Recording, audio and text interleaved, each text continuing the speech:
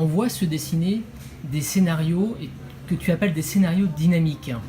Alors dans le prochain ouvrage qui va paraître aux éditions Kawa sur la méthode de prospective qui est ta méthode, qu'entends-tu par scénario dynamique? C'est des scénarios, alors je dis dynamiques parce qu'ils apportent une source de réflexion et vont m'entraîner à aller plus loin. C'est des scénarios extrêmes.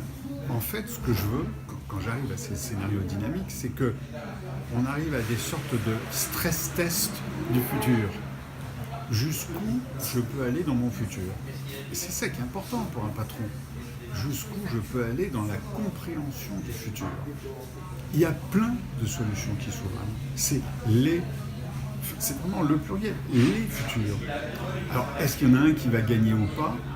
Le danger, pour reprendre la question que tu disais tout à l'heure, le danger pour un chef d'entreprise, c'est de ne pas prendre de risques.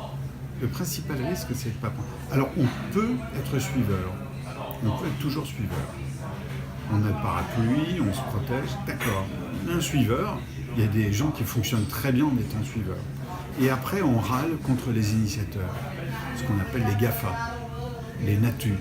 On râle contre eux parce qu'ils gagnent. Ben oui, mais ils ont été les premiers. Et ces GAFA, ces NATU existent dans tous les domaines. En 2006, je crois, Elon Musk voit les gens d'Ariane Espace et d'autres personnes, et il dit à Ariane Espace, dans 5 ans, vous êtes morts. Il s'est trompé. C'était pas 5 ans.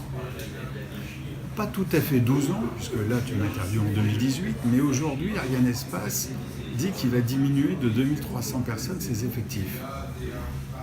Dans une époque où l'espace, la construction de l'espace remplace l'automobile, construction automobile, parce qu'on va lancer des milliers de satellites.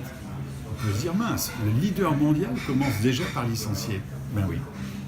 Parce qu'il n'a pas écouté les scénarios qu'évoquaient, qui étaient des scénarios fous à l'époque. Elon Musk, en disant, moi je construis mon usine pour fabriquer mes satellites, mais pas mes satellites, mais mes lanceurs, à un seul endroit.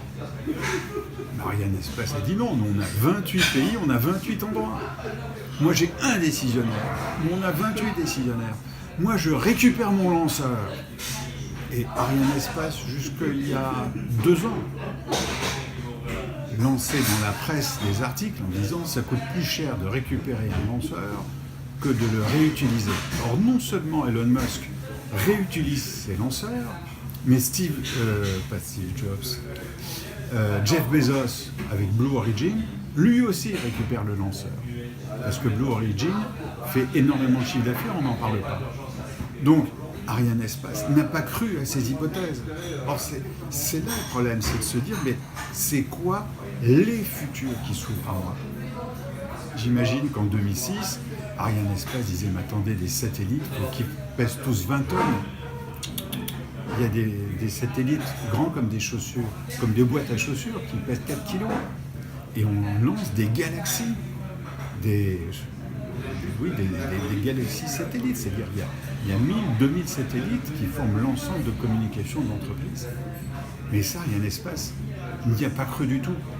Peut-être qu'il n'y avait pas un bon prospectiviste comme Philippe Kien qui leur a dit, mais attends, c'est une hypothèse. Et il y a d'autres hypothèses.